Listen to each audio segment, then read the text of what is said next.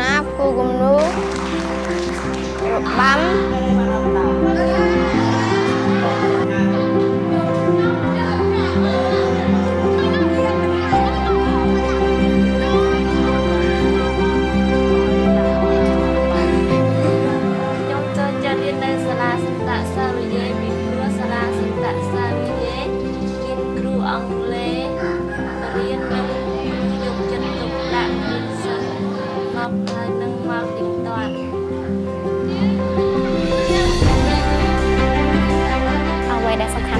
នៅពេលបង្រៀនក្មេងៗគឺខ្ញុំដឹងពីតួនាទីខ្លួនឯងច្បាស់ដោយសារខ្ញុំគឺជាគ្រូបង្រៀនអញ្ចឹងខ្ញុំត្រូវការផ្ដល់និងផ្ទេរចំណេះដឹងដល់បងប្អូន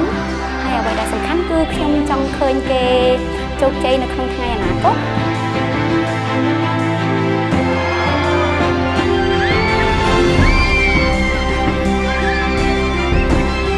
ជាអ្នកមានកីឡាព្រោះកីឡាមានគ្រូបង្ហាត់គ្រូបង្រៀននិងអយសុខភាពល្អហើយនឹងចេះមានកម្លាំងខ្លាំង 코디아가 교육적으로 여러 가지로 열악하고 또 이 지역 자체도 수도권 지역에도 굉장히 가난합니다. 그래서 아이들이 사실은 쉽게 꿈을 찾기가 참 어려운데 저희는 우리 학교를 통해서 아이들이 기쁘게 또 행복하게 공부를 하면서 자기를 찾고 더 나아가서 미래의 꿈을 찾아서 그 꿈을 향해서 기쁘게 함께 나아가는 것을 목표로 하고 있습니다.